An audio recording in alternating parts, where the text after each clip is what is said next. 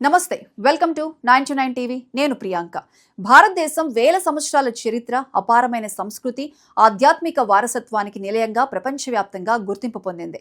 దేశంలోని ప్రతి ఆలయం, ప్రతి శిల్పం, ప్రతి పురాతన విగ్రహం కేవలం రాతితో లేదా లోహంతో చేసిన కళాఖండం మాత్రమే కాదు. అవి మన నాగరికతకు, మన విశ్వాసాలకు, మన చరిత్రకు జీవితాంతం సాక్ష్యాలు. అలాంటి అమూల్యమైన పురాతన వస్తువులు గతంలో అక్రమ రవాణా ద్వారా విదేశాలకు తరలించబడిన ఘటనలు ఎన్నో ఉన్నాయి. అయితే ఇటీవలి కాలంలో భారత ప్రభుత్వం వాటిని తిరిగి స్వదేశానికి తీసుకురావడంపై ప్రత్యేక దృష్టి సారిస్తోంది. అదే క్రమంలో మరో గొప్ప విజయంగా ఆస్ట్రేలియా ప్రభుత్వం 3 అత్యంత విలువైన భారతీయ పురాతన కళాఖండాలను తిరిగి భారత్కు అప్పగించేందుకు అంగీకరించింది. ప్రధానమంత్రి నరేంద్ర మోదీ ఆస్ట్రేలియా పర్యటన సందర్భంగా ఈ నిర్ణయం వెలుగులోకి రావడం 2 దేశాల మధ్య సంబంధాలకు కొత్త అర్థాన్ని తీసుకొచ్చింది. వాణిజ్యం, రక్షణ, పెట్టుబడులు మాత్రమే కాకుండా సాంస్కృతిక వారసత్వ పరిరక్షణలో కూడా భారత్, ఆస్ట్రేలియా కలిసి ముందుకు సాగుతున్నాయనే సందేశాన్ని ఈ పరిణామం ప్రపంచానికి చాటి చెప్పింది. తిరిగి భారత్కు రానున్న 3 కళాఖండాలన్నీ తమిళనాడులోని ప్రాచీన దేవాలయాలకు చెందినవే కావటం విశేషం. వీటిలో మొదటిది నంది విగ్రహం. 11వ లేదా 12వ శతాబ్దానికి చెందిన ఈ గ్రానైట్ శిల్పం చోళుల కాలం నాటి అద్భుతమైన శిల్పకళకు ప్రతీకగా నిలుస్తుంది. హిందూ సంప్రదాయంలో నంది అంటే కేవలం శివుడి వాహనం మాత్రమే కాదు. నంది భక్తి, విశ్వాసం, ధర్మం, సహనం, శక్తికి ప్రతీకగా భావిస్తారు. ప్రతి శివాలయంలో గర్భగుడి ఎదురుగా నంది విగ్రహం ఉండటం ఆనవాయితీ. శివుడి దర్శనం పొందే ముందు భక్తులు నందిని నమస్కరించడం ఒక ఆధ్యాత్మిక సంప్రదాయం. చోళుల కాలంలో నిర్మించిన దేవాలయాల్లో నంది శిల్పాలు అత్యంత కళాత్మకంగా చెక్కబడ్డాయి. అలాంటి అపురూపమైన నంది విగ్రహం ఎన్నో సంవత్సరాల తర్వాత తిరిగి భారతదేశానికి రావటం ఎంతో ఆనందకరమైన విషయం. ఇక రెండో కళాఖండం 11వ శతాబ్దానికి చెందిన కంచు త్రిశూలం. దీనిపై భద్రకాళి అమ్మవారి రూపం చెక్కబడి ఉంది. భద్రకాళి హిందూ సంప్రదాయంలో శక్తి స్వరూపిణిగా, చెడును సంహరించే దేవతగా, భక్తులను రక్షించే తల్లిగా ఆరాధించబడుతుంది. త్రిశూలం శివుడికి మాత్రమే కాదు, శక్తి సంప్రదాయంలో కూడా అత్యంత పవిత్రమైన ఆయుధంగా భావిస్తారు. మధ్యయుగ కాలంలో తయారైన ఈ కంచు కళాఖండం అప్పటి లోహ శిల్పకళ ఎంత ఉన్నత స్థాయిలో ఉండేదో తెలియజేస్తుంది.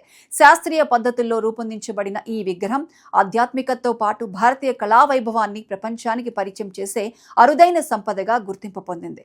మూడో కళాఖండం 12వ శతాబ్దానికి చెందిన నల్లరాతి శిల్పం. ఇందులో 6 తలలతో దర్శనమిచ్చే స్కందుడు అంటే మన తెలుగు రాష్ట్రాల్లో సుబ్రహ్మణ్య స్వామిగా, తమిళనాడులో మురుగన్ స్వామిగా ఆరాధించే దేవుడు చిత్రీకరించబడ్డాడు.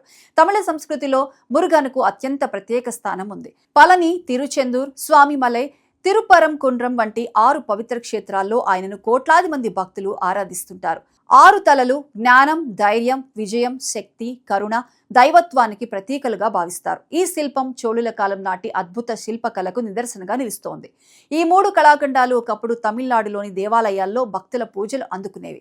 కానీ దశాబ్దాల క్రితం పురాతన దేవాలయాల నుంచి అక్రమంగా దొంగిలించబడి అంతర్జాతీయ స్మగ్లింగ్ ముఠాల ద్వారా విదేశాలకు చేరినట్లు దర్యాప్తులో తేలింది. ప్రపంచవ్యాప్తంగా భారతీయ పురాతన వస్తువులకు భారీ డిమాండ్ ఉండడంతో అక్రమ రవాణాదారులు వాటిని కోట్ల రూపాయలకు విక్రయించేవారు. కొన్నిసార్లు ప్రైవేట్ కలెక్టర్లకు, మరికొన్ని సందర్భాల్లో మ్యూజియంలకు కూడా ఈ కళాఖండాలు చేరాయి. అయితే గత కొన్నేళ్లుగా భారత ప్రభుత్వం, ఇంటర్పోల్, యునెస్కో, విదేశీ ప్రభుత్వాలు, అంతర్జాతీయ దర్యాప్తు సంస్థల సహకారంతో ఈ అక్రమ రవాణా నెట్వర్క్లపై కఠిన చర్యలు చేపడుతోంది. దొంగిలించబడిన ప్రతి కళాఖండానికి సంబంధించిన పాత ఫోటోలు, దేవాలయ రికార్డులు, పురావస్తు శాఖ వివరాలు సేకరించి వాటి అసలు యాజమాన్యాన్ని నిరూపిస్తూ విదేశాల నుంచి తిరిగి తెప్పించే ప్రయత్నాలు విజయవంతమవుతున్నాయి.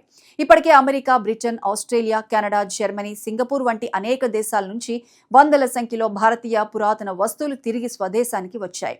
ఈ జాబితాలో ఇప్పుడు మరో 3 అత్యంత విలువైన కళాఖండాలు చేరటం భారతదేశానికి ఒక గొప్ప సాంస్కృతిక విజయంగా భావిస్తున్నారు. ఇది కేవలం 3 విగ్రహాలు తిరిగి రావటం మాత్రమే కాదు, భారతదేశ చరిత్రను, ఆధ్యాత్మిక సంపదను, పూర్వీకుల వారసత్వాన్ని తిరిగి స్వదేశానికి తీసుకురావడమే. ప్రధానమంత్రి నరేంద్ర మోదీ విదేశీ పర్యటన సందర్భంగా సాంస్కృతిక దౌత్యానికి కూడా పెద్దపీట వేస్తున్నారు. విదేశాల్లో ఉన్న భారతీయ పురాతన కళాఖండాల పునరుద్ధరణపై ప్రత్యేకంగా చర్చిస్తూ ఆయా దేశాలతో సహకారం పెంచుకుంటున్నారు.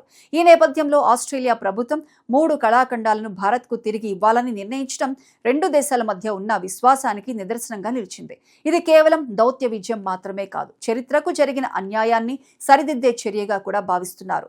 పురావస్తు నిపుణుల అభిప్రాయం ప్రకారం ఈ విగ్రహాలు తిరిగి భారత్కు వచ్చిన తర్వాత వాటిని భారత పురావస్తు సర్వే శాఖ శాస్త్రీయంగా పరిశీలిస్తుంది. అవసరమైతే సంరక్షణ చర్యలు చేపట్టి అవి చెందిన దేవాలయాలకు తిరిగి అప్పగించే అవకాశాన్ని కూడా పరిశీలిస్తారు. కొన్ని సందర్భాల్లో భద్రతా కారణాల దృష్ట్యా జాతీయ మ్యూజియం మ్యూజియంలలో ప్రదర్శనకు ఉంచే అవకాశం కూడా ఉంటుంది. ఏ నిర్ణయం తీసుకున్నా వాటి అసలు చరిత్ర, ఆధ్యాత్మిక ప్రాధాన్యం, కళాత్మక విలువను భావితరాలకు తెలియచేయడమే ప్రధాన లక్ష్యంగా ఉంటుంది. ఈ సంఘటన భారతీయులకు ఒక ముఖ్యమైన సందేశాన్ని కూడా ఇస్తోంది.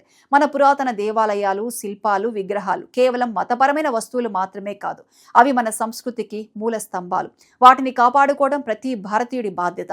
గతంలో నిర్లక్ష్యం వల్ల విదేశాలకు చేరిన ఎన్నో కళాఖండాలు ఇప్పుడు ఒక్కొక్కటిగా తిరిగి వస్తుండడం ఆనందకరమైన విషయం. అయితే ఇకపై అలాంటి ఘటనలు జరగకుండా పురావస్తు సంపదను రక్షించుకోవడం, చట్టాలను కఠినంగా అమలు చేయడం, ప్రజల్లో అవగాహన పెంచడం కూడా అంతే అవసరం.